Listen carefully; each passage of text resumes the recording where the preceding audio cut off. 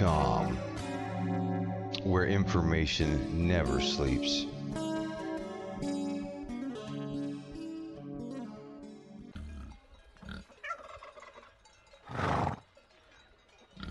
Yeah!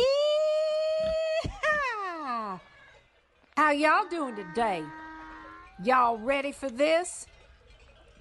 It is time to carry some of them stones and dig some of them holes. We about to get rowdy and we're learning some good stuff today. You know life's better with boots on, right? And I'd rather be hearing cows mooing and roosters crowing than a horn a-honking any day. That's right. And you know us country girls don't retreat, we just reload. So it's time to carry them stones and dig some holes with Bridgette Lyn Dolgoff.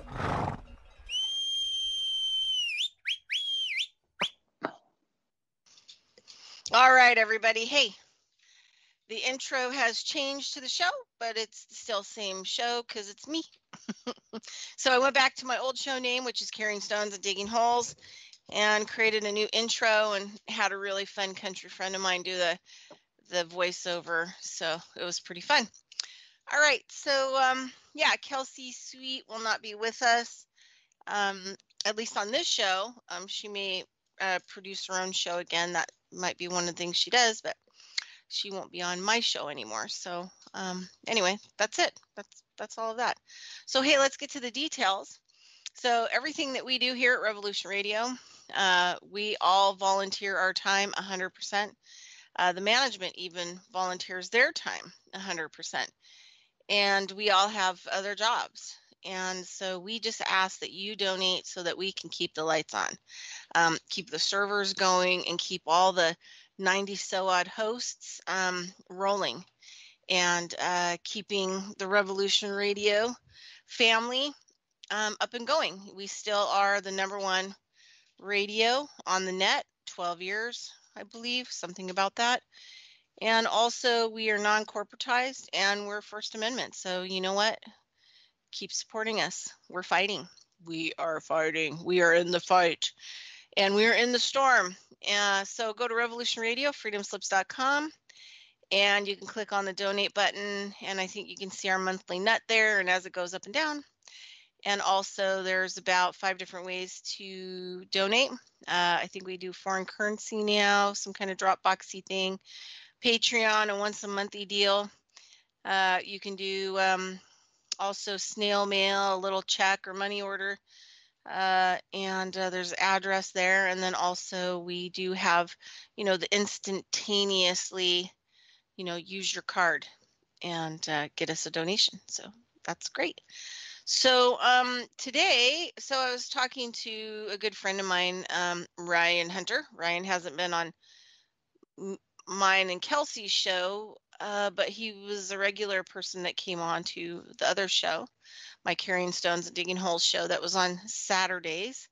And we were on Studio B, but this Carrying Stones and Digging Holes is on that was Studio A. And I'm still in Studio B now, and at 8 p.m. Eastern Standard Time here at Revolution Radio. So I'm going to have Ryan on. But Ryan and I were having a conversation a couple days ago, maybe yesterday, I don't know, with everything. Time just kind of feels like it goes forward and backwards sometimes. And we were talking about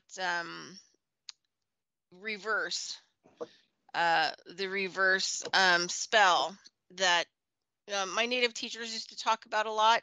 The Toltec medicine shamans talk about the smoky mirror, the mitote, and how we're living the reverse. We're the opposite of where we should be. So we are the upside down reversed image, the reverse reality. And I was talking to him about how even like us speaking to each other like this is a reversed, maybe it's like a language that was put out with reverse. And Ryan, so we had this really long conversation, and then all the battery went dead and, went off. So I thought, well, I'm going to have him come on the show and we should talk more about that kind of stuff. Are you there? Yes, I'm here. Good to be here. How's it going? Good. Good. How's your smoky mirror today? Um, it's okay. It's getting clearer. It's you know, cutting off unhealthy connections, just trying to feel a way forward. You know how it goes. So yeah, let's kind of place ourselves in the conversation, the context of what we're talking about, because to me, the smoky mirror is this world that we live in, this all of the construct, all of the ideas that we're brought up to believe in, that we think life is about, that we should try to conform to and try to live up to in this society. But what the mirror is meant to be reflecting, what is the original, right? So we know that this world is a simulation, that it's a bad facsimile of something. But what's the original? What is it? What's the original spell? What is the thing that we're supposed to be about? Well, it's creation, right? It's nature. It is the reality, the underlying reality that we were actually born into. And so I think the reference point for everything, when we talk about the reverse, has to be what's natural. What did the creator put here versus what did the demiurge put here, or whatever the tyrant, in any term you want to put on this this being that creates the reverse spell, that creates the illusion.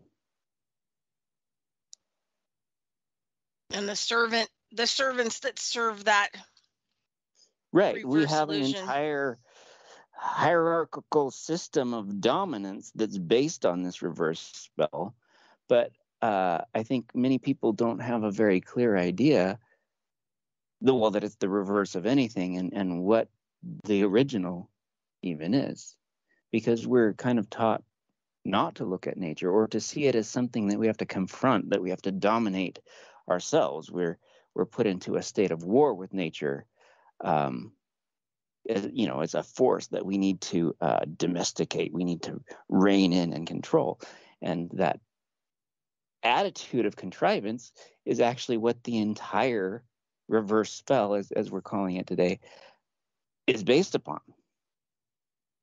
Our obsessive need, our insecurity that drives us to try to contrive our entire reality, to where, as we were talking about before, we build little boxes to live within, where everything is static and we can control the temperature and the light and all of our little comforts, so that we don't have to be confronted with the realities of the world that the creator put us in.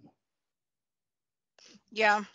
I was thinking, we're talking on the phone. One of the things that really, I love having conversations with Ryan, and when we're both really clear, because there's just so much amazing stuff that comes out. But we were talking about how lately Parr has been using his reverse recording thing, and the interesting things from my shows that pop up from me, that are speaking, the part of me that's speaking. And I was telling Ryan, I believe that's the real speaking. That what I'm speaking now is the reverse language that I was taught to. So it's the spell language. It's the, it's this, if you want to call it like Satanized type ritualistic spell, the mirror reflection that's reversed, just like when they reverse the pentagram. Like, the pentagram is found everywhere in nature. Every 5-petal flower is a pentagram.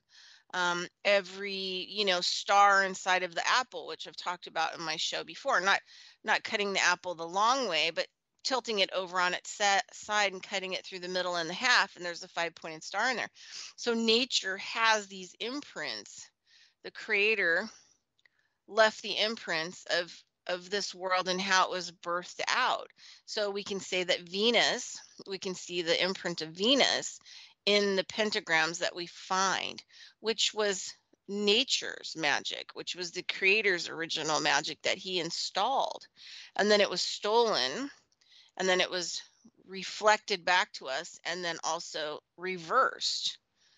And so then we have the dark side of the pentagram, and we can say that that has happened to the whole reality. But one of the things Ryan said was, we were talking about how I feel like more and more that the language that I'm speaking right now, which sounds normal to everybody, is the reverse language that I was taught. And he said, yeah, I mean, the real language is the language that nature speaks. And a lot of my native teachers have said that, you know, that their original language was more like a sing-songy language.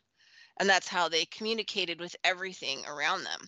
Not only that, but they used drums to create frequencies. So they were creating frequencies, sounds, vibrations, and then just the sing-songy language. And that's how they communicated within the co-creation, which is what the creator left us as the library to educate and learn from. But the dark side, or however you want to call it, the reverse spell, has taught us to be in houses, restricted, so that we never really come in contact with nature, with what the creator designed for us to learn from. And it's weird how far ascension people have taken this, out of, you know, a lot of them wanting to leave this world and not wanting to actually repair, you know, the damage or be involved with what nature still has a lot to teach us. There's this tree that I've been watering, and this is like a testament to nature. There's this tree I've been watering in the backyard where I'm at. I'm helping a friend of mine out. And since I've been watering it, it's decided to reflower, and it's called a bottle brush tree. And it's so, if you haven't seen that, you should look it up in the flowers. And they have these beautiful red bottle brush like flowers, but on the very tip, it looks like it has little pieces of gold.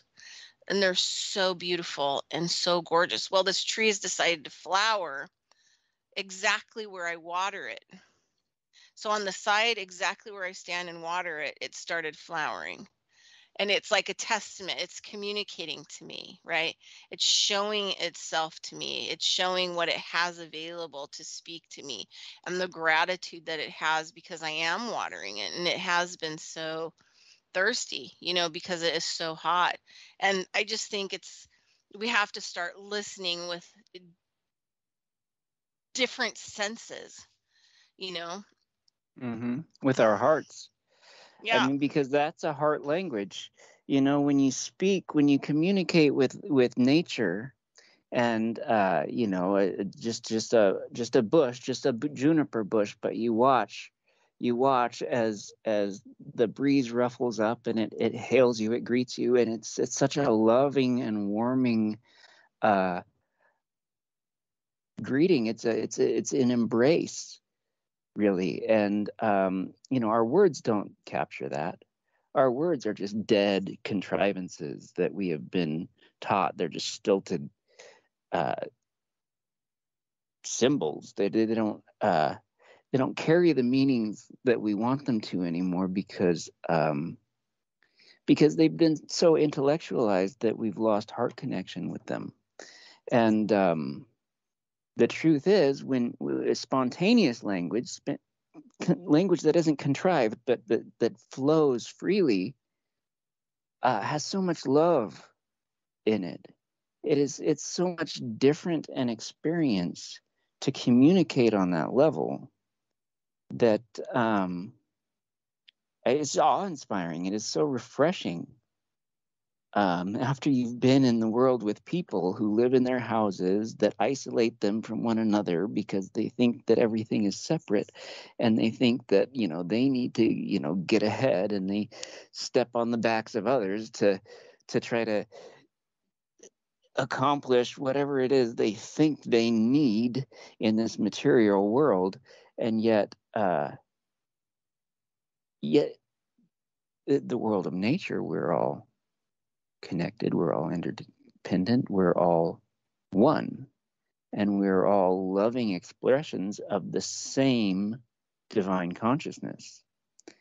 And when we can appreciate each other for our individuality, our uniqueness, and be spontaneous and express our genuine heart, inner nature through whatever language, the natural language, which is often wordless, the natural language of just being on this planet and experiencing the exuberance of what this place is, being free to be yourself, being free to communicate and interact with other beings.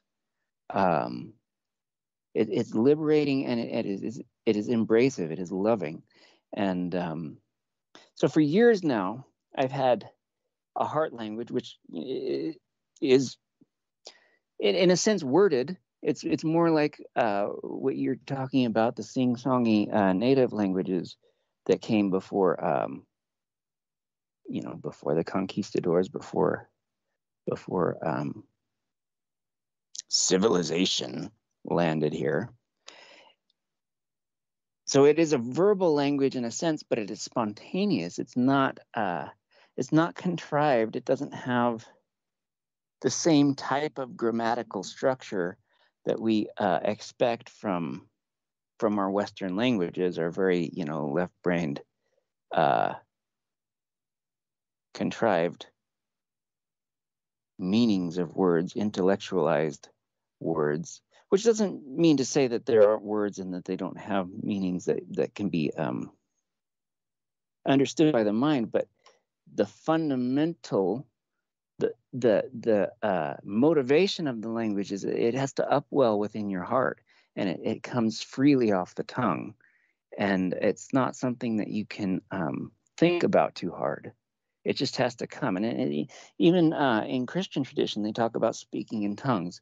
Some of the spirit-filled churches and some of these things, they actually still have this, where they will handle snakes and do these things. But the speaking that comes from the heart is very different from the speaking which we intellectually contrive.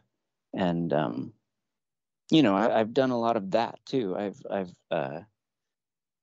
made a study of it, and obviously that's what we're engaged in right now, so that people can kind of get their minds into this topic. But it's not that the intellectual speaking is bad.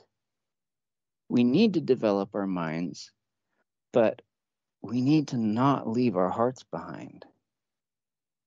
And that's what we've done effectively, especially in this society now. I mean, we're going worse. We're getting worse. Now we're not only isolated in our houses, but, we go out and we wear masks, and we are, getting taught to be afraid of people. And, we only want to interact with them online under a pseudonym, and people are getting more and more anti-socialized and more disconnected from the heart, disconnected from everything that makes them conscious and makes them individual. And we're marching directly into a virtualized prison of our own contrivance. So I had this visual image of, like, when you're talking about the bush and it's all, ooh, when you come up to it and you're going to talk to it and you're engaging with it. And I was just thinking, what if that was the movement for embrace, right? Instead of, when you walk up to it and it shimmies at you, it's using the air beings, and they're working in unison because all the beings are really excited that they're all moving through the bush, and the bush is moving. And what if that, like, if you had to put a feeling to a word, what if that was the word embrace? Yeah. I think so. I mean, I've had these experiences, and it's, I think, it's not that I'm special. It's that, that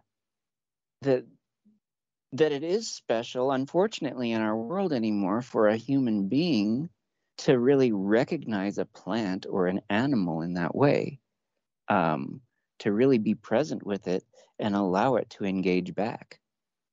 Yeah, Lujan Matusa, there's like this phase. He said, like, like he used the monkey being in Cambodia and going out, and there's monkeys and everything all over the place, right? And they're just monkeys. But he said the moment I look at one and my attention goes to that animal, that monkey no longer is the monkey. When our eyes meet and our hearts meet, he said it changes it more into a conscious being. And then the monkey will do things that people will be like, wow, I've never seen a monkey do that. Wow, that monkey climbed out of the tree and came down and hugged you. Wow. And he said it was because of our desire to hold attention, with that being that causes that experience to happen. And so it's really important for us to like look up, you know what I mean? Look up and look at the world, that we're engaged in, and learn from it in a totally different way, have a totally different experience. But it's up to us whether that's going to happen or not and how we're going to engage it. And I've learned, it's been a process of years of kind of coming into this, but I engage in a similar way with everything, and it's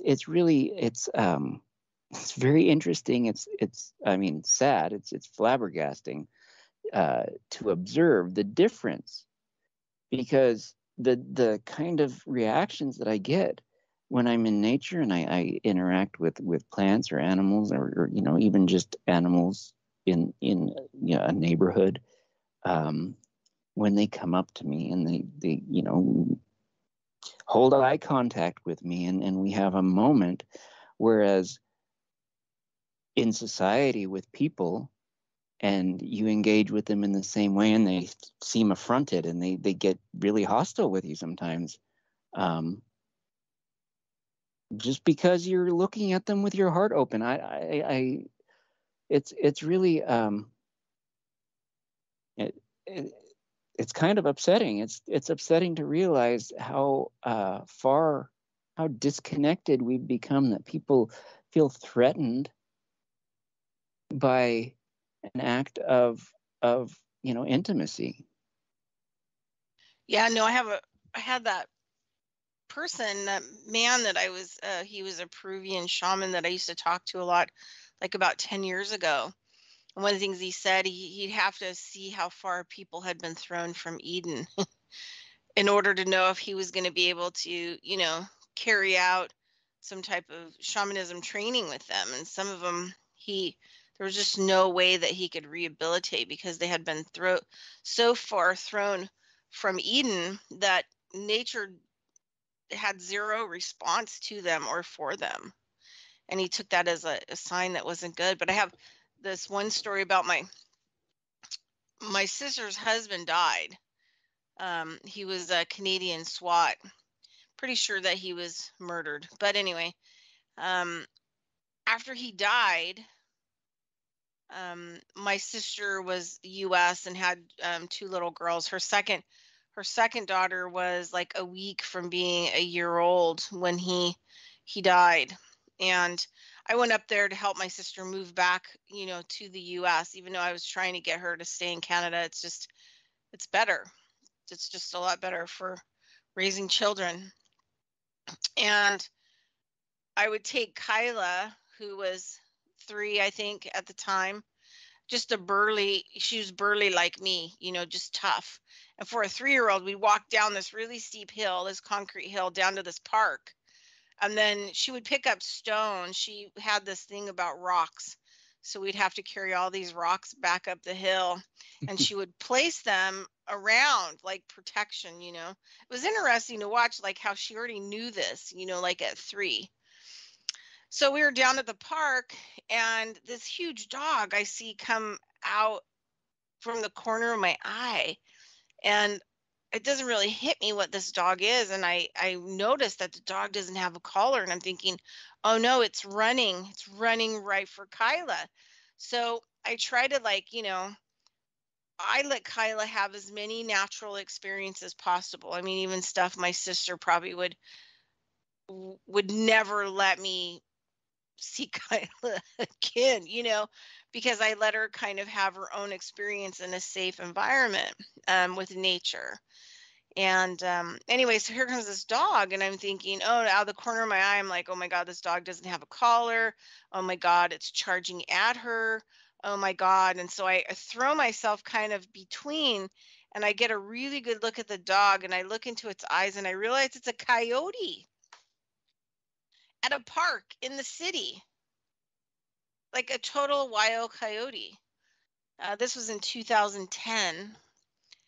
And I think to myself, oh my God, you know, this is her, this is a sign to her, you know, this has to do with her, that Yeah. this wild coyote just appears out of nowhere, right, in the middle of a city.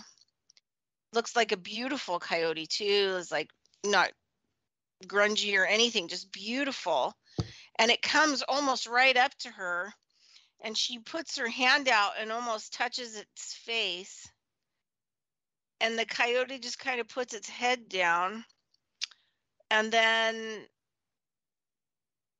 you know, it was getting time for us to go, you know, so my sister didn't worry. And so I just, you know, grabbed her hand, and we looked at the coyote, and then we turned around and we walked back up to the house. It was really funny because I thought, oh my God, if my sister had seen that, my sister would have fell over dead. You know, my sister would have fell Right. totally over dead. But, you know, then I started thinking, like, I started reading a lot of native stories about that. When people, close people to you that pass over, sometimes they show up as coyotes. And I was like, I bet you that was her dad, you know, that I bet you that was her dad's last transition, whether, you know, he was spiritual in this world or not, but he found a way to, like, come see her, you know what I mean, one last time.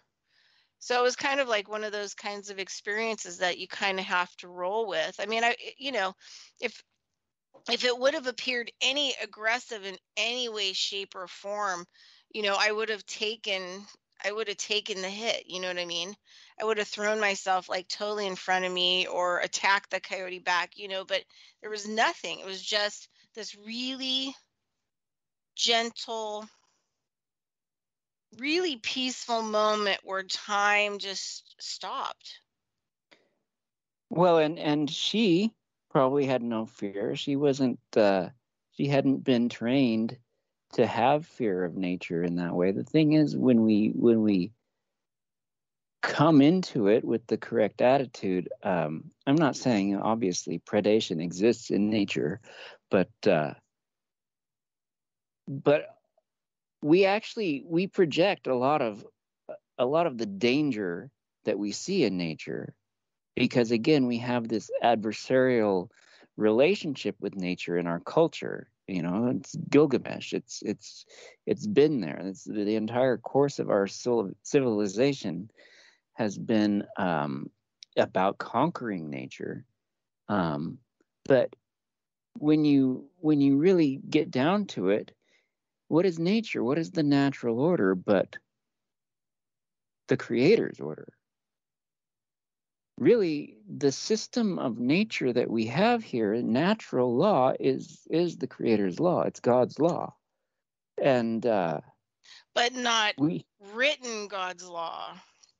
Right. The well, it's not unspoken language of. It's not written in the satanic language, the reverse language, exactly. right? Because you know we'd have to have. That's why God never gave Moses stone tablets, because that's not the language.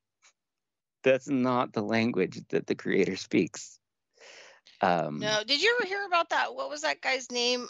He's that physicist, Nahim. What's his name? Do you know what I'm talking about? I'm not sure. I'm sorry. But one of the things he said, I haven't seen him recently on YouTube or anything like that, but one of the things that he said, he believes from all the stuff that he's read and the translations, like he's like a PhD. I think he has some patents and stuff. But he was saying that what a lot of this stuff translates to is that there weren't stone tablets, that they were these carved sapphire stones with symbols on them. Oh, sort of like the emerald tablets, right? Yeah, they were like And sapphire perhaps stones that with the right symbols like on them, almost like extraterrestrial, like stuff, that with the right symbols and stuff on them, two of them together could have been like an atomic weapon. And he said this is what he thinks that they were carrying around in the what is that thing? They did the Ark of the Covenant. Yeah, and that's why it was so dangerous to be around, and why it killed people. People didn't live very long by carrying it, right? It wasn't so much of the ark, but the ark was built to try to contain the power of these stones. Right, and I've heard a lot of similar theories about about high technology, either from a previous civilization or an extraterrestrial civilization But that that came shows to Egypt. But that would be the natural law technology, right? That would be natural law technology versus us making atomic weapons, which is the reverse satanic technology. Well, and I mean, just coming back from that kind of depth, yeah, the warfare. I mean, obviously, warfare is not natural. It's not part of natural law. Not that conflict doesn't exist. There's sexual competition in any animal population. There's definitely Well, I think that's a whole other thing. I mean, you have that's like something you just totally hit on the head. I mean, something that like I've been talking about forever is that we are not an evolved conscious population when you have all of this sexual drive, in this system, especially of the humans, because we're acting like animals. And there was this really cute girl. She was super cute, and she's working for the water company. And she came here by the house, and she's tightening up these water things. And she's just super, super cute. And I was going, "Hey, girl, go! You got a man job, right on, girl! You kick some ass, whatever."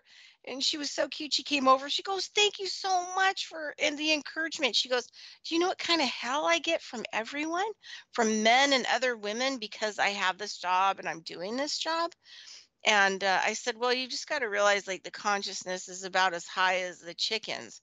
I said, when you have chickens and one's just off, those other chickens will peck it to death. They'll tear off its feathers. Even if it's just the chicken maybe depressed, it's just having an off day, all those other chickens will jump on it and rip it apart. I said, so you have to realize all these people are acting primitive, and the highest level of consciousness that they can pull is the level of a chicken. It's just malicious, and it constantly. I mean, because I look at this, what I see in society, and we'll get back to warfare in a sec, but what I see with people, forget all of the artificial structures and whatever, is that it seems that anytime somebody, whether it's me or somebody else, of course I have my most observed or poignant experiences have been with my own experience, because that's how my perception is organized. But as soon as you start to get to a place where you can climb out of the muck that you've been held down in, whatever the circumstance of your life is. But in my life, it's most often a financial deficit that the muck constitutes. But it's amazing to watch how everyone comes out of the woodwork, just scrabbles over to that person to drag them back in the muck, as though they're going to clamber over the top, but they're not. All they do is hold each other down. All they do is help preserve sort of this class system that we have, whereby the slaves actually keep each other down because they feel so threatened anytime somebody looks like they might get a little more freedom. And it's so sad to me because there's nobody benefits from this. It's just malicious. But you're right. That's the level of consciousness that exists. Is you can't do anything good for yourself without other people feeling threatened by that and wanting to do bad to you. And that baffles me. That really I can't sympathize with. I can't understand. I mean, vindictiveness I can understand. If it's somebody who did something bad to you and you have that impulse that you don't want them to get ahead, okay. It's not a great impulse, but it's understandable. However, when you can't let people prosper because you feel bad about yourself, and that's the world that we live in, is that the generality of what seems to exist, is the muck people just dragging each other back into the muck and never escaping. And these are the same people that, those at the top of the system get to go fight their made-up wars for them. And this is something that I'm saying goes well beyond the level of just sexual competition. This is when people get together in an organized fashion to go kill each other en masse, like complete strangers. This takes us far below the animals. Animals don't do this. And we would be really in big trouble if they did.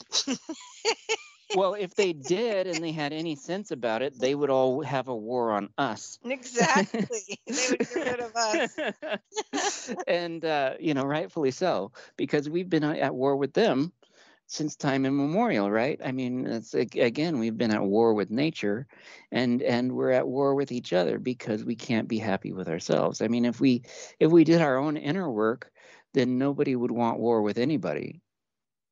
But the fact that we're so discontent and unsatisfied within ourselves allows us to be manipulated to the point where we think that somebody in another country has to die. And yeah, I think that's a good point. I mean, I think, third chakra is where, we have that egotism, or the other side of it, the imbalance is insecurity. And that insecurity, self-insecurity, can be worse and more destructive than egotism. Because egotism is like kind of a standalone, I'm doing this, where, like you were saying, insecurity can get people to operate together in organized fashion. Well, and that's what it's all based on. I mean, our entire government system is based on fear. It's all dominance through the manipulation of fear, which is also known as terrorism. Yep. So what we have, of course, what's Max Egan's term for it? It's fear-based mind control. Again, terrorism. But we have people being brainwashed into committing heinous acts and taking zero personal ethical responsibility for what it is that they do, because, oh, well, the system, I was just following orders. The system imposed on me, and this was the result. And I believe in the system because, ultimately because they don't have the confidence or the strength of character to stand by their own principles and say, hey, wait, this isn't right. To actually question the reasoning and the narrative that they're being fed as to why you have to go kill women and children. Why do you bomb civilian targets? Why is this happening? Yeah, but I mean, it happens, like it even happens with, like, say, something like unemployment. I mean, every time I have to call to try to figure out, like, for example, I have approved benefits. I got the money from the government in March for the third stimulus, and I've jumped through all of their hoops of everything they've wanted. They've even admitted this over and over, but they keep saying, well, someone in the background has to hook up your benefits, keep checking. Well, it's been like 5 months. So I confront them now. Every time I have to call, I tell them, is this the kind of company that you want to work for? Do you realize that you are committing a crime? Do you realize that you are lying in behalf of an organization? And because it's a government organization that is withholding and embezzling the money that belongs to the people in the state, that it also becomes an act of treason. Have you looked at what the law says about treason? Like, it is still trial by hanging if you are found guilty. And it's amazing to me, like, they have no response. Yeah, Because well, they I mean, haven't they actually can't. they haven't actually thought this out. And it's like, so I have this job with the unemployment, and I may need this job, right? So then you're putting your need, to have a box to live in, Exactly. It's uh, insecurity. yeah, over the rights of people. And what does that mean karmically, if you believe in karma in your world? Exactly. That means that this Exactly. is going to come back to you, because that's the belief that people have about this reality, that there is a karmic, counterpoint. So that means that somewhere down the road, you're going to have a similar event, that somebody withholds something that you desperately need and lies about it. Exactly. And the system does, I mean, it continues to create that. So it will happen to them because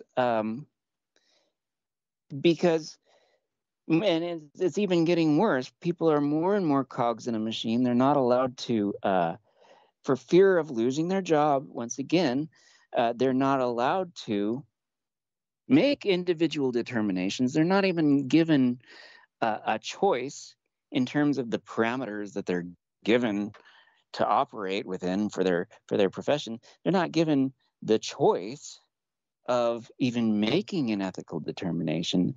They're automatons. They just do this thing unthinkingly as part of the system, and what it amounts to is they're behaving psychopathically. They're getting imposed upon by an unthinking system, basically an algorithm, even though it's not, it's not an AI yet, but it's still just a rote process that has been imposed upon them that causes them to step outside of their own ethics and behave in psychopathic ways toward people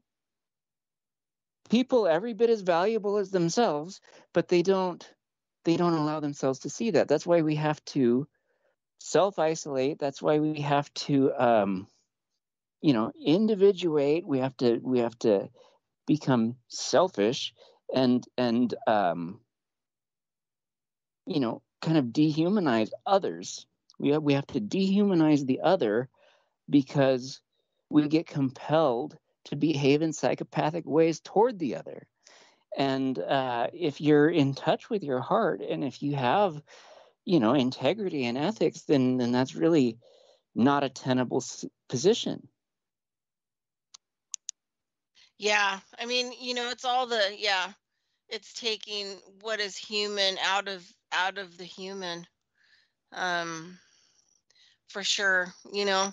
And the good thing, one of the things that I think about a lot, we have like a break in about 6 minutes, but one of the things I think a lot about is that I'm so glad in my life I've tried to do as much internal work as I have possibly can.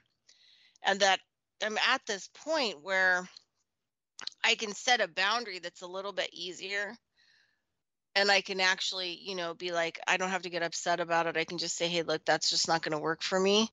I'm not going to participate in that. And, you know, that was the hard deal with, you know, the last push out of Reno. And, you know, this main choice to, you know, be totally homeless and live in campgrounds. And number one, I couldn't pull together the money because, you know, unemployment, SBA grants and loans all of a sudden decided that they were going to take longer to get the money. But on my end of it, I didn't want to have to do what was necessary to try to go find a place to go. Because the other thing too is like, I don't want to be around not one person that has had the V word. I've seen all the statistics and the studies of that, and I don't want any of that on me. I don't want to have any of that in my surroundings, and I just don't want to have the whole consciousness of it, of why somebody would go and do it. It just doesn't really work for me, you know, at this point in time. So I saw a friend of mine who's a client of mine from Reno today. And she said, you know, honey, it really took some balls for you to really just, you know, get the hell out, you know, get into a campground, you know, start making the process and get into California, get into another campground while you're trying to figure out, you know, where you're going to go from there. And I said, you know, it just kind of it's gotten to me where I'm okay. Like if I'm going to die, it's going to be okay. Because I can die in a house. I can die in a Yeah, campground.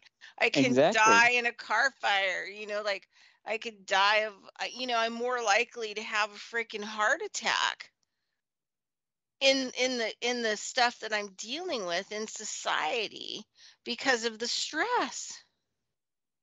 And that's really not how I really want to go out. You know, I don't really want to go out that way. You know, I want to go, if I could, out the way that I want to go, but I want to live my life with integrity for myself. I want to live my life in intentionalizing, you know, what I think a better world would be. I want to live my life being able to hold my attention, knowing how I spent the timeline of my day. Um, I don't want to be running around not knowing how many red lights, you know, like consciousness matters. Holding your attention matters. And the less stress and you being able to take in what is going on in your world, especially nature, just became so much more important towards those last days in Reno. And just the stress that everyone around me was putting on me. Um, the stress of, you know, needing to move out of where I was at, and the stress of these people putting this stress on me and this stress on me and this stress on me. I mean, it was like I went to the first campground and I literally slept for the first like 5 days. It was like I needed that vacation so much.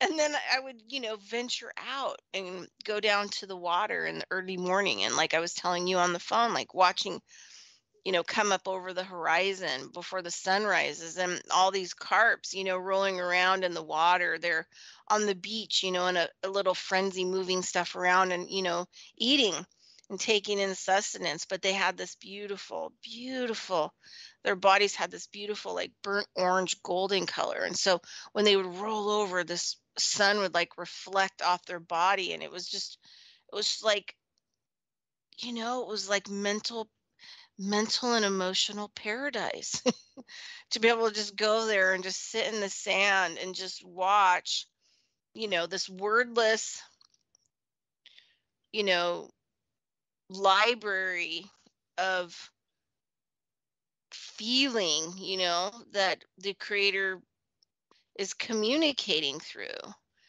Um, and I just realized, like, you know, like I can just let go. I'm letting go of just all this stuff and just trying to refocus in on making sure that I'm out in nature as much as I can be. You know, I'm outside, even if it's smoky condition, because that's, you know, the contrast, right? That's what's going Hmm. on out there. I can't help to solve what's going on out there if I'm not out there because I don't know what's going on out there. And you know, this Right. was the biggest fear of there's this really great story about oh no, I forgot his name. Anyway, he's the leader that the Indian monument is being built. Crazy Horse. So there's really great story. One of my native friends was telling me this story about Crazy Horse.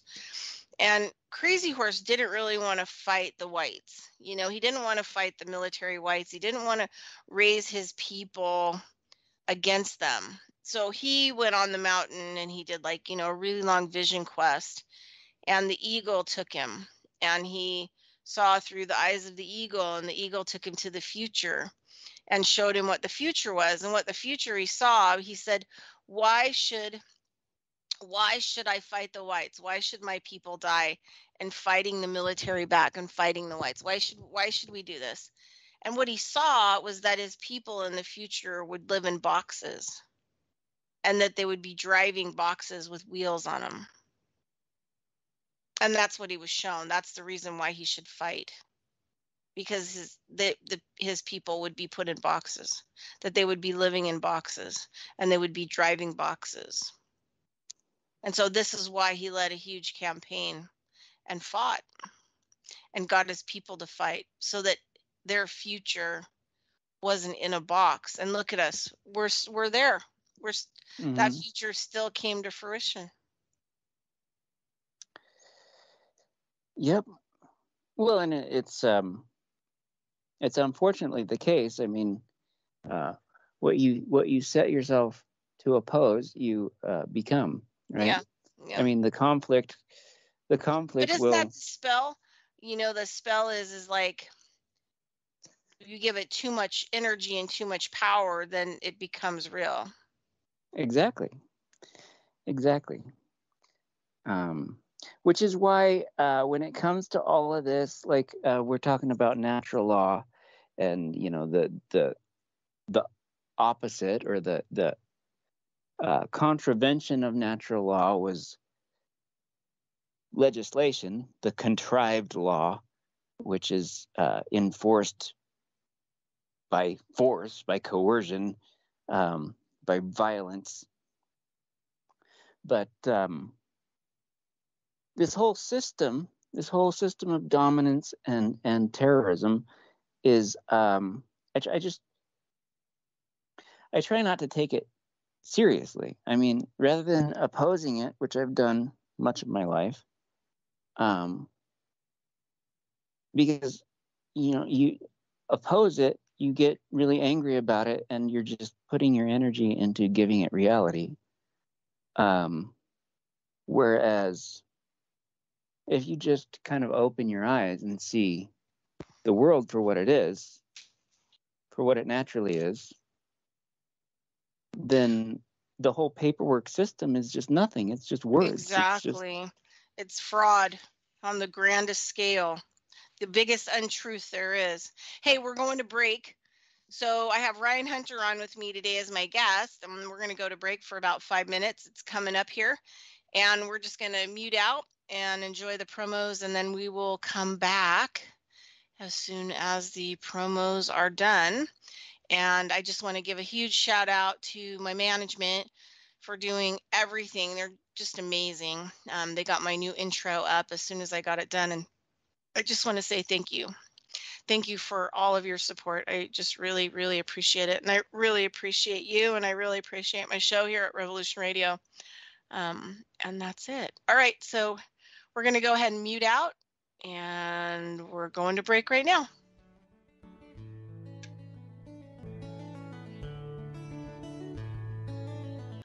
Go to Revolution Radio, freedomslips.com. Click the donation button and take a look at how you can donate. We have all kinds of different ideas. We also have a shop, so you can get a really cool shirt, mug with your favorite host on it, maybe. I don't know. I don't think we have personal pictures of the host. That would be funny. Anyway, maybe something to think about. We can come up with some crazy thing. All right. So leave a donation. I think we have our monthly nut up on the site now too, so you can see where we're at in the month. When we need a little extra, would be helpful. So go ahead and look over there. All of us, work other jobs for our lives. We don't get paid to do this. We do this because we feel it's important, and all of our hosts have all different kinds of backgrounds and thoughts and feelings and what they talk about on their shows. It's a massive diversity of amazing people.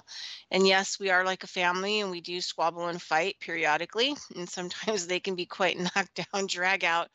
But we all agree in non-corporatized radio and First Amendment speech. So that is the number one thing that we all agree on.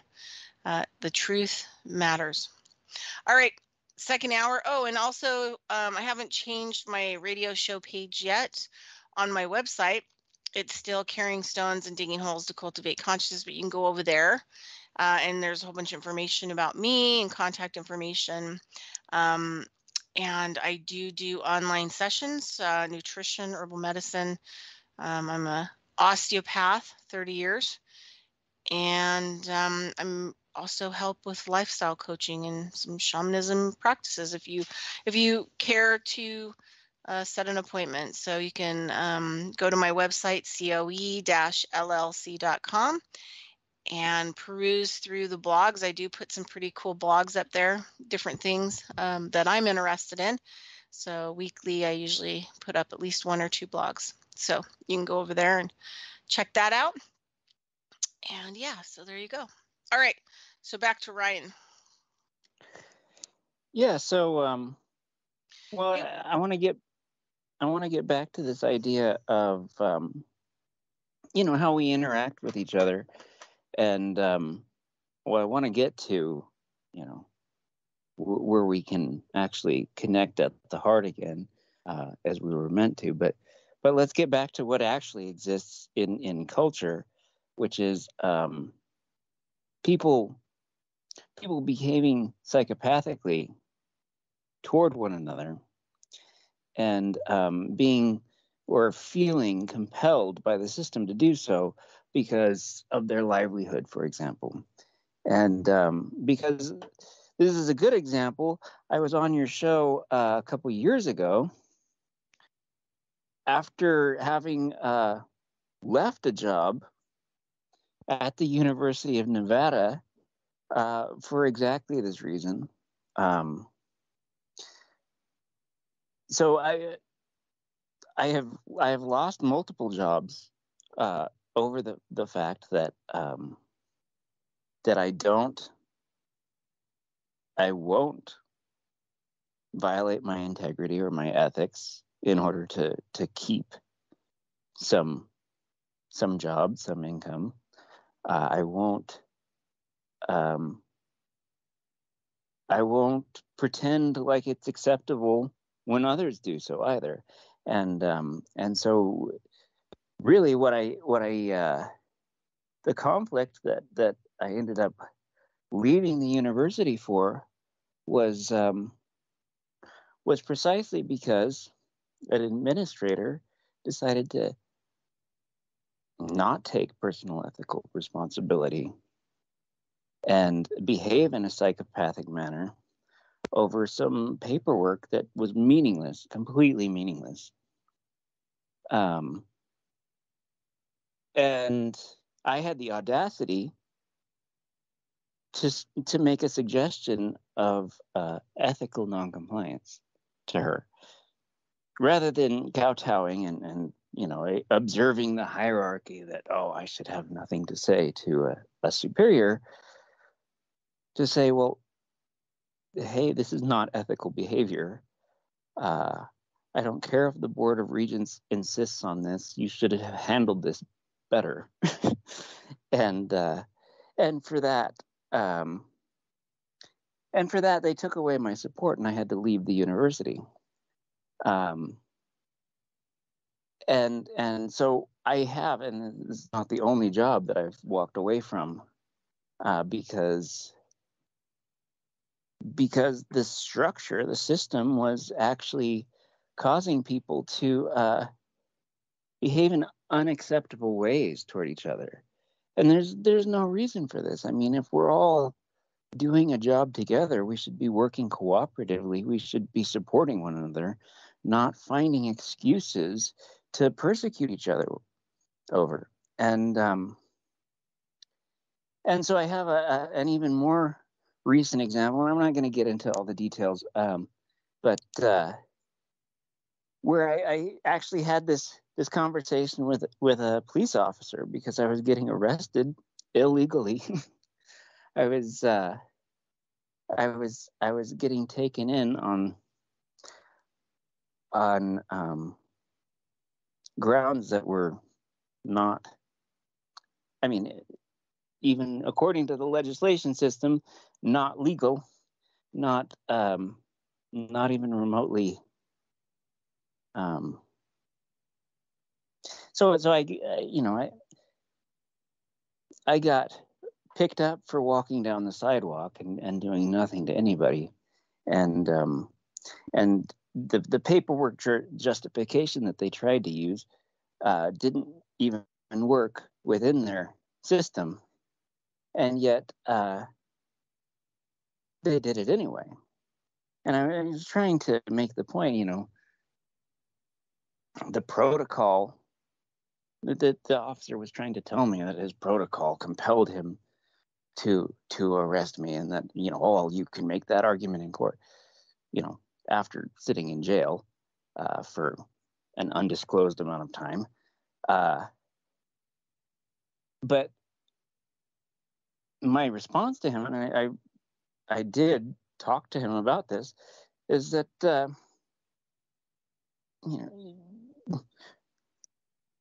well, I didn't tell him this, but I will say it is the excuse, I was just following orders, didn't go down very well at Nuremberg, did it?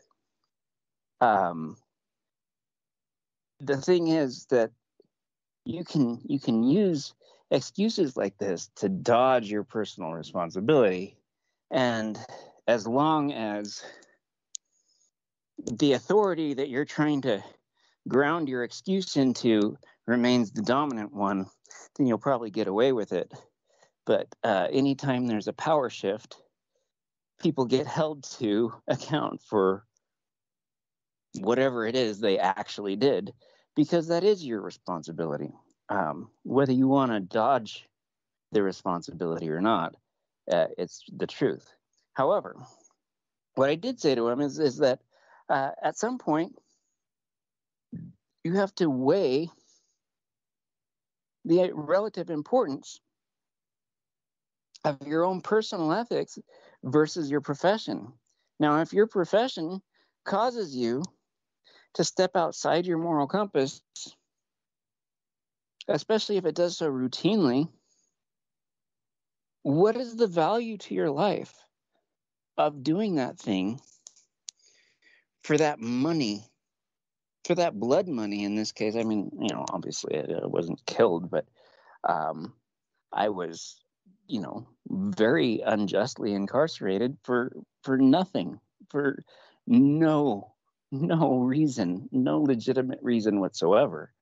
And it was obvious. It was obvious at the time, even to the cop. And yet he just followed orders and ignored his own personal ethical responsibility. Now, what does that tell us about, about the conditions that we're living in, about the society that we've allowed to be built up around us, where rather than engaging compassionately with people on an individual level and being understanding, we take these rules and protocols and put them above the good of others and just say, well, I'm going to do this harm to you and you can sort it out later. Really? That's what we're reduced to? We can't treat each other as human beings. We can't engage with each other as equals. We have to be domineering toward each other and say, well, if you don't like it, you can talk to a judge. And it's completely shirking any form of responsibility for the actions that you're actually doing. Now, was the paperwork his fault? No. But, if we didn't have people enforcing unethical legislation, then it wouldn't be doing harm in the world. It takes the collusion of a lot of people behaving psychopathically in order to create the world that we live in, where we have these made-up wars, where we have this financial slavery system, where we have all of the artifacts of the society that we live in that keeps people at odds with each other, that keeps people in need, and just shut off from each other, shut off from each other's needs, shut off from having a real communion with one another, because they have to dehumanize the other, because who knows, the next moment you may be asked to behave psychopathically toward your neighbor. And that's really what we've come down to. It started with, warring against nature, against the ecology that supported us, against the natural order that was God's law given to us, that was the blueprint given to us for how to live. Because we thought we knew better. That's called hubris, right? That is Satan's sin, and we're living in Satan's system. And hubris is what makes us think that we know better than the Creator how to live, that we should fight nature and contrive our own lives rather than trust in the bounty of the earth and divine providence to take care of us. And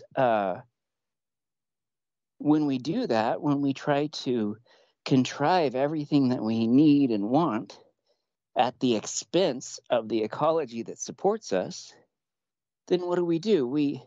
It's kind of hard to say we dehumanize animals, but we devalue the beings all around us, the interconnected web that we are a part of in this world of beings, all of whom are our equal. We're not better than the plants and animals. We may kid ourselves that we are. And in so doing, we've actually become, as I said, lower, in the sense that animals don't have warfare. Animals don't do the kinds of things that we do to each other. I mean, they don't imprison one another. They don't, torture each other. They may prey upon one another for food, but that's a different matter.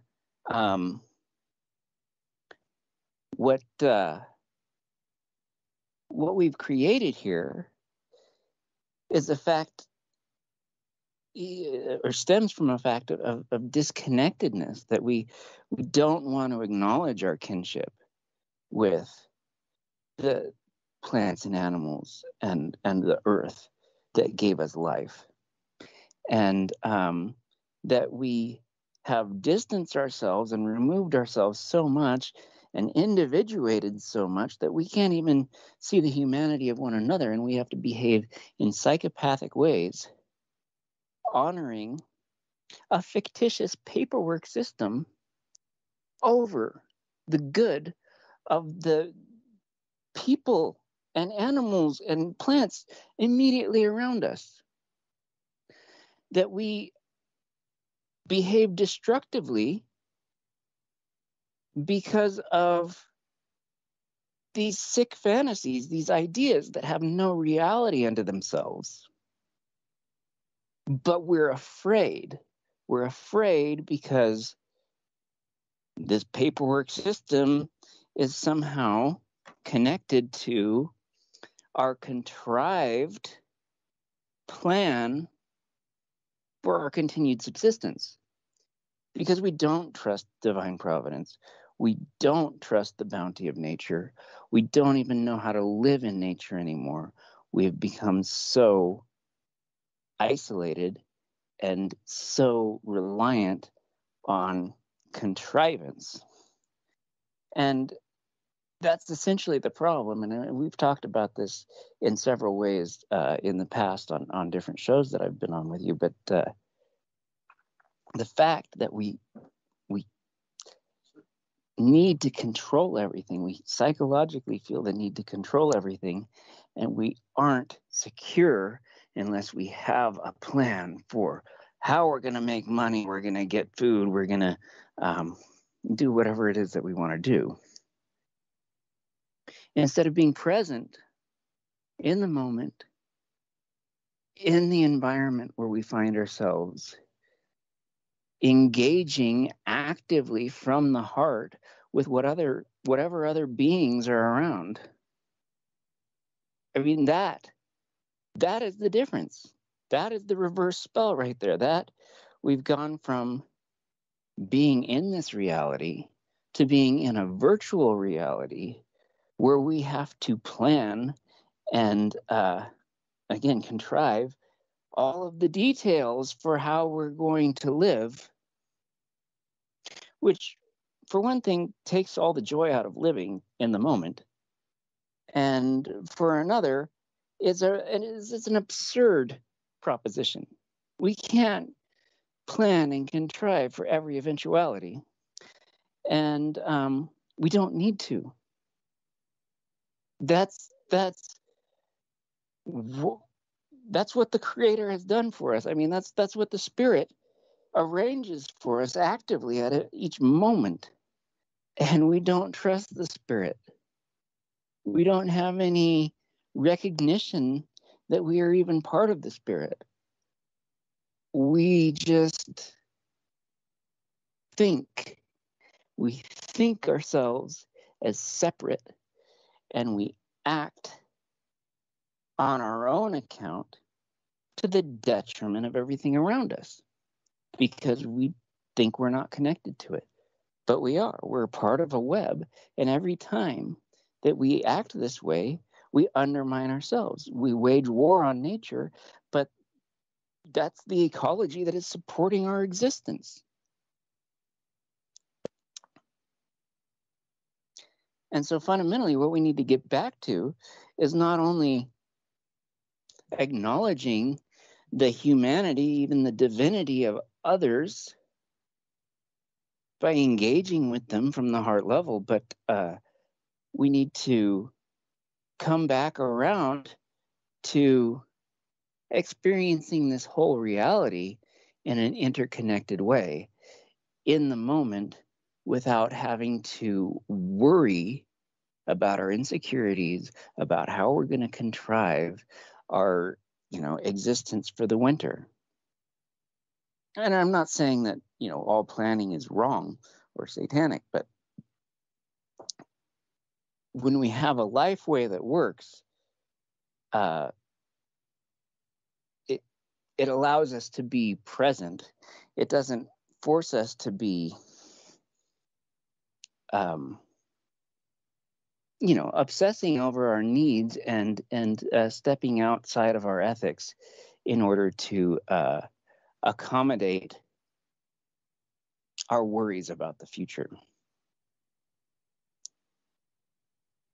I think about a lot of that, as it's related to, I think a lot about Buddha and in those time periods where they, elevated themselves, with the cosmos, because they didn't really have to be so worried about what was going on here on the planet. I mean, there was food and plants flourishing.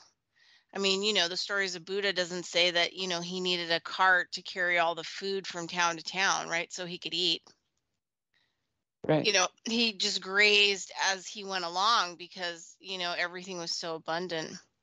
And I think that, we could create that. I mean, in my generation, we could start on it to where even just restoring the earth so people don't have to worry about things like food, or worry about any of these compromises, or need.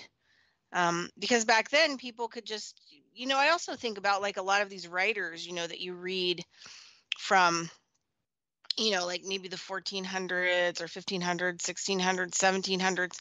And so many of them had so much time for contemplation. They were getting their education and they were doing their study, but part of that was the contemplative time, that they spent out actually looking at the things that they were learning about. And I think a lot about how, like what you were talking about, that we're just so out of touch because we're in this reverse spell, but we could unreverse it to where, you wouldn't have to worry about traveling from town to town and where you're going to get your food, because you could just pull over and eat from the environment. Or if you needed water, you could just, take snowpack and, pull over on the side of the road and put snowpack into your jug and then just let it, warm up in your car and be able to drink it. But, we can't do any of that. And so life becomes so much more difficult because then we have to travel and navigate more in other boxes. So we're like leaving our box to drive a box with wheels to the store that's a box, right? And then so that we can get the items in a box so that we can bring them back to the box. Exactly. And then all of that's been contaminated anyway. But Exactly. Yeah. the problem is that even if we are in an environment where there is abundance, now we've desertified a lot of, the planet, but even if we are in an abundant environment, we've been actually systematically deprived. It's not that we haven't been trained in the skills to live in nature. We've been systematically deprived of the knowledge of, things that are good to eat, things that are not. I mean, you have to really go out of your way to gain an understanding of even how to live off the bounty of the planet anymore. Yeah, a friend of mine said that she got this, I don't know, like somebody sent her something, and it basically was like some kind of quote or a statement, and it said something like, learn, you need to learn how to release into the pleasure of life. And we had this conversation about it, and she said that's kind of a weird statement because she's older. She's like 67. She's older than me, and so she's in a different generation. And she said that's just not like something we would ever hear or conceptualize. We're taught, to, self-sacrifice, give the shirt off our back. There's no pleasure, it's work, work, work for your someday, your retirement and all this other stuff. And she was saying, like how different would the world be? She had a traumatic head injury. So she's living different, like a lot differently than she, ever did in her life, because there are just some things you can't do. After you've had you have a long-term head injury, your life has to change a lot. And I think you start to get more of these concepts, right, of nature and co-creation. And but she was saying like it's such a different way to kind of look at it. Like relax into the pleasure, like, but she's like, usually there's like no pleasure on your radar, at all. There's nothing in your life that gives you pleasure because you're not really, you've been trained systematically by your education system, by your family, by the religions, that you're raised in or not, academia, um, to constantly be pushing, Mm-hmm. and the tension and the self-sacrifice and the, have to and do this and do that, that she said there's like, you don't even have 1 minute of pleasure. Well, that's the case, and the thing is, like, we have so many conveniences. Our lives are so convenient But that it and so doesn't bring us comfortable, pleasure. and we take it all for granted. We take all of the convenience, all the comfort for granted, and we're taught to be ambitious and always, always contriving some new thing to chase after that would, supposedly give us happiness, but we never actually just take the time to experience the exuberance, like I was saying. Oh, you muted yourself. I can't hear you. Hello. Oh, maybe he tossed himself off. Hold on. I have to look. Hello? Oh, there you are. You're back. Yeah, I'm sorry. My phone has been doing a lot of strange things during this conversation. It keeps. It's all right.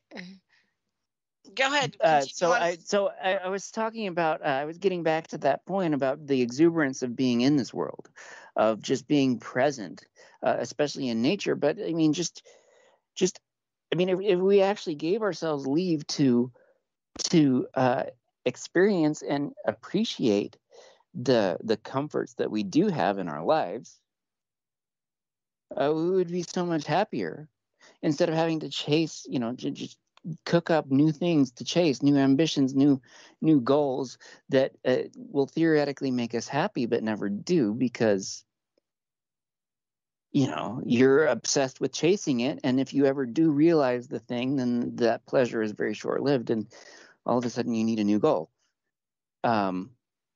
But if we actually, instead of taking everything that we have for granted, if we actually just experience the things that we do experience deeply, we took the time to be present with things, then we could really find,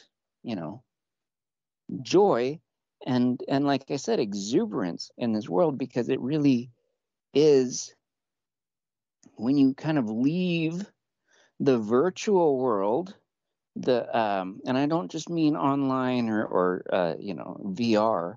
I mean the world of all the concepts that you're taught to think are real, or elements of your life. But if you come back to physical reality, not even talking about, breaking things down to an energetic level and having some, heightened spiritual experience, if you come back to just engaging in the material reality that we're a part of, and especially if you get out into nature and just kind of connect, you will find that this world, even now, is a wonderful place to be. We don't allow ourselves to live in it. We create an artificial hell, an illusory hell within this world, in order to keep ourselves from paradise. It's really absurd. And we do this with our minds. We do this because we always, feel like we need to have some desire to be chasing after. But I mean, what's the point? What's the point of all the technology, all of the invention, all of the innovations, and all the conveniences that we have created through, civilization, if we can't then enjoy the comfort of having them? If we have to take that for granted and just raise the bar of our expectations continuously, then we get no experiential value out of all of this stuff that we've made. You know? Yeah. Yeah, I think about this a lot. It's it gets tougher to be in the world. But that's another biblical phrase, right? Be in the world but not of it. There's all these like little morsels of intelligence that try to teach us not to get too overly engaged in the illusion, but to be more of the observer. But it gets harder and harder to figure out, one of the things that I'm doing down here is that, my friend down here works on people too. And so she has a lot of people that she works on that really need the kind of work, that I do, that's kind of more repair work. And wasn't planning on when I came down here actually working on people, but I'm kind of just in a different space now. And so for years, I would work in the evenings. And that's when, most of my clientele would come in. And even when I had a really busy practice where I was booked 3 months in advance and, it was all evenings. And so for years, I never had dinner, I never like went out to dinner. I never could relax, even though like I'm a morning person.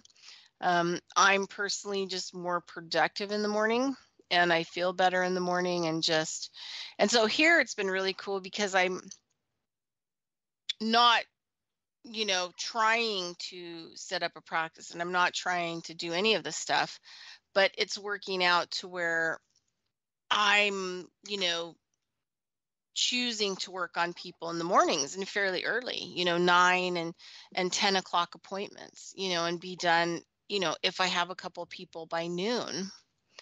And I like, and not working so many days, just work a few days. So I, think to myself, like, why didn't you,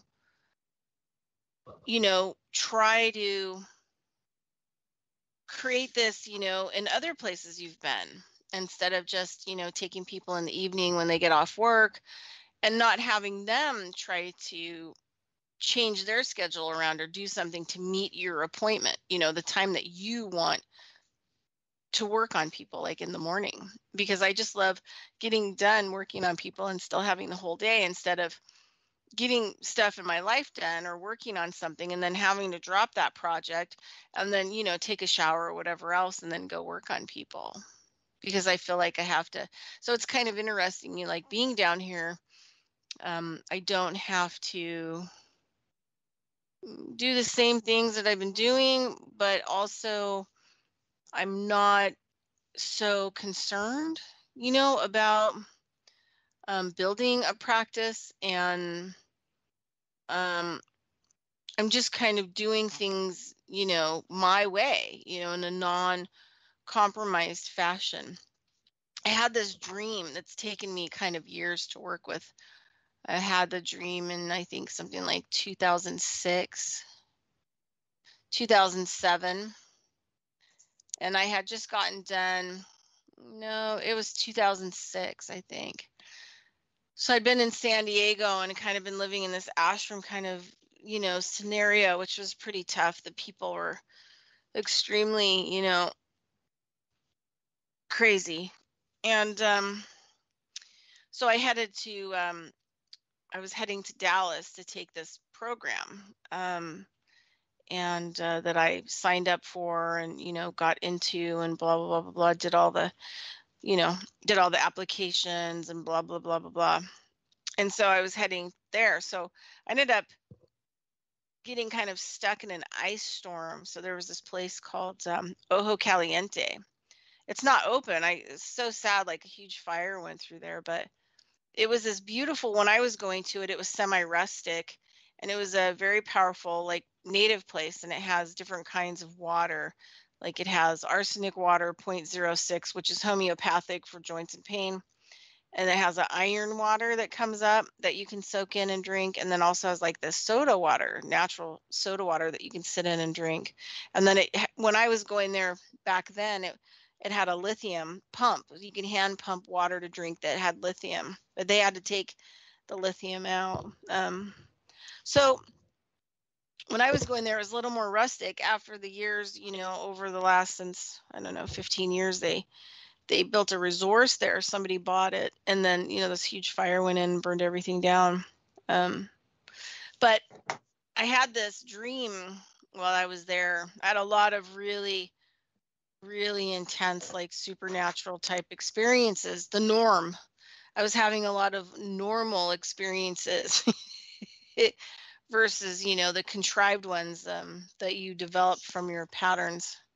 So I had this dream where it was void. It was a place that was void. It didn't even have creases or lines, in the walls or the flooring. It didn't really have a structure, yet it was a void. It was one color, like a grayish white. And I had this horse that was pure black, and I could see my mirror image on it, right? Black and shiny.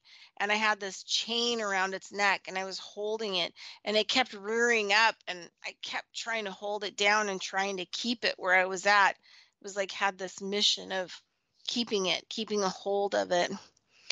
And then finally I start to notice that there's this black dog, jet black dog, lab-like, that also has shiny fur, like this mirror image. I could see my image in the fur, except for it didn't even have a collar, and I didn't have a leash on it. And then I'd watch the dog charge the horse and like bite its feet, and then I realized that's why the horse is like rearing up and trying to take off. And so I was just fighting, and I was at some point even kicking the dog, like, go away, go back to wherever you've come from, stop, attacking the horse. I'm trying to hold on to the horse. I'm holding on to this. This is exactly what I want.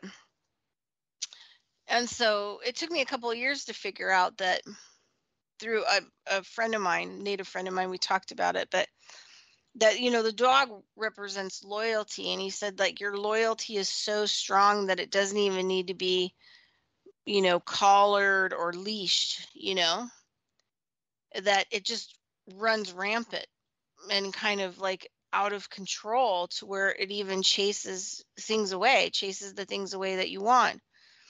And so that's the dog part. And he said the horse part is like, that's the path of mystery, right? That's the path that you want to ride into. That's the place that you want to go into, deep spirituality, into heavy, heavy spirituality.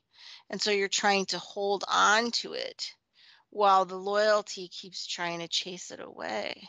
He said, so what are you loyal to?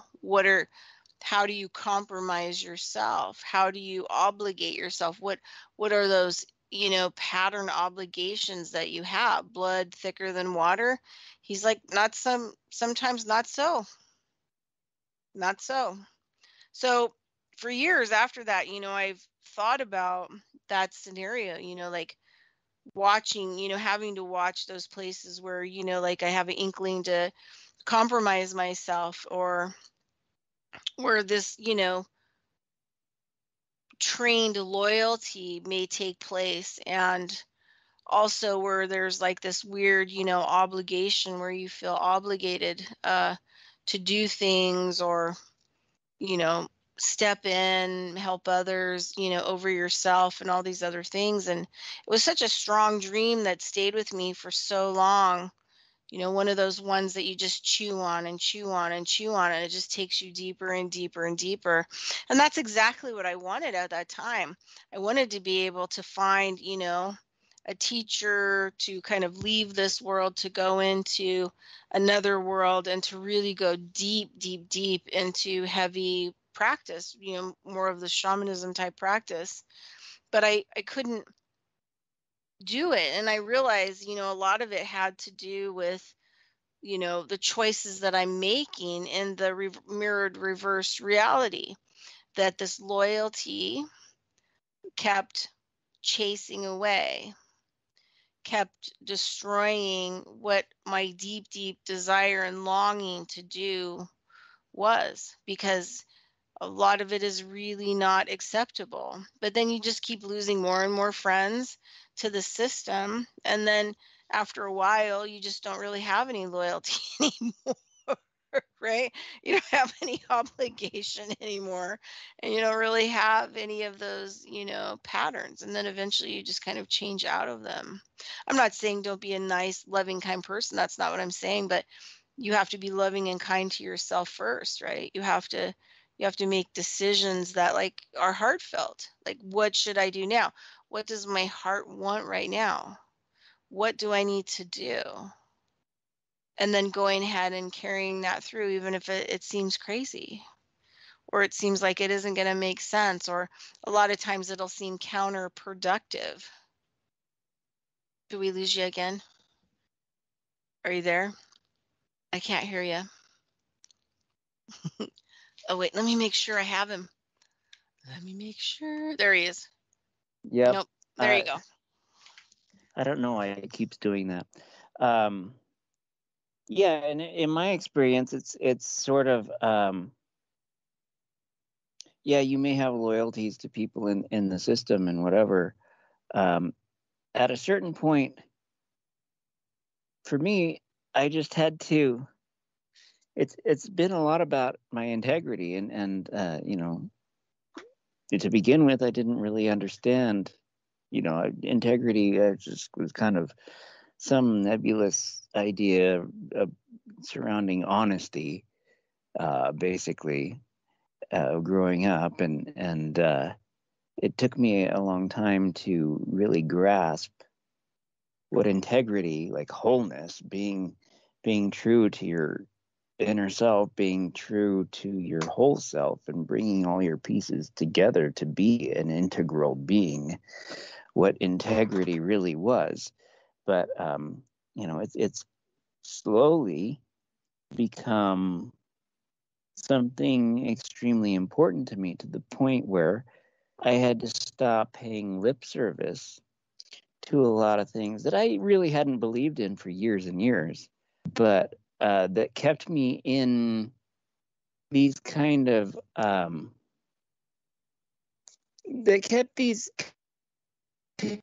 going that really weren't helpful, and when you start actually being true to yourself, I mean, it's scary in the sense that people have like really, really extreme and violent reactions to you sometimes, and it's just, I mean, unexpectedly, you feel like you said something pretty innocuous, and they flip off the handle, but they show you, they show you what the value of this friendship or whatever it is going forward in your life. If it's not going to be sustainable, they'll show you that they're not for you, and they'll you don't have to be bad to people. You shouldn't be. But if you care about people, you'll be honest with them. You'll be try to be open, and you can see from their reactions,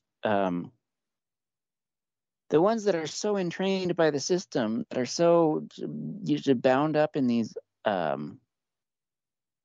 fallacious concepts, that they will not.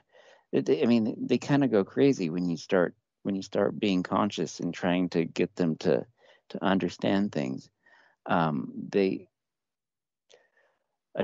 seen it. They'll either freak out, or they just get really petty. They still start making things up about you. It's like it starts being weird if that connection isn't right. And sometimes loyalties aren't appropriate.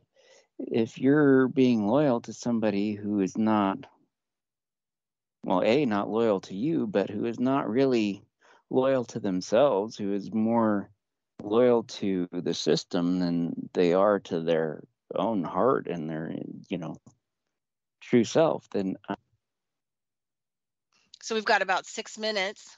I don't hear anything from Ryan. I was just talking with my mute button on in case anybody was wondering, because you can't hear Ryan, and so you couldn't hear me. Oh, can you hear me now? I can hear God you now. damn it. I am so pissed off with this. Well, I'm I like, was talking that whole time. I know you probably were, and you just like disappeared, but I was muted, so I didn't tell you that you were talking that whole time. But we have about 5 minutes now, and maybe we should come into the close. But I was laughing because I was talking while I was muted, and I said, your phone may be tapped. They may be tapping your phone. That's what they're like thinking, oh, he's going to be on this radio show. He'll incriminate himself or something. And I was like, then I was saying while I was muted, yeah, you don't have loyalty to yourself, and you people don't have integrity who do that kind of stuff, mess with other I don't, stuff. it's really, this device has been going crazy during the second hour. I don't know what's going on with it. Yeah, usually we call it like tapped, or I remember when I was trying to get Ralph and Marsha Ring on my show, and they were going to talk about the Paradise Fire and how they barely escaped, and how their Tesla memorabilia that he received from Tesla, and because he was apprenticed to a car who was apprenticed to Tesla, and he was going to talk about all that, and I could not get him on the show at all. I tried every device they had, every phone they had, and it just wouldn't work. And even he said, they're just this is what they do. You become conscious, and then you even have the system that corrupts everything kind of around you, corrupts your technology, and corrupts your environment, and corrupts tries to corrupt all your stuff. It's a super tough world when you want to be conscious, like you were saying. But you remember, we have like 3 minutes, but you remember what Don Juan talked a lot about in a lot of the books with Carlo Castaneda, and he said that this world, the reason why they wanted to leave this world, he was teaching Carlo Castaneda, and then him and the group were leaving to go create their own world, adjacent to this one, in the image that they wanted to create it. But he said the number one thing that he really hated about this world is this world was like a battering ram, and it was constantly puncturing holes in your energy field, and then you just leaked out and died. When you leaked out your energy out of your energy sphere, that was it, because the world kept coming at you and puncturing you and puncturing you. And I always remember that, because it's some of the ways that information was presented was presented in a pretty good way in some of those books. And that's what I see a lot of people, when I have sessions with people and stuff like that, I just see so much of their energy field so damaged that you have to move into some repair work. And then sometimes I'll even fill for them, because sometimes they can't get over the hump of the illness that they have, because they have so little energy inside their energy sphere to run their actual physical systems. But yeah, I mean, even some of the most amazing people who reached heightened consciousness had some pretty intense stuff. I mean, Don Juan was captured. He was put into a work camp at gunpoint.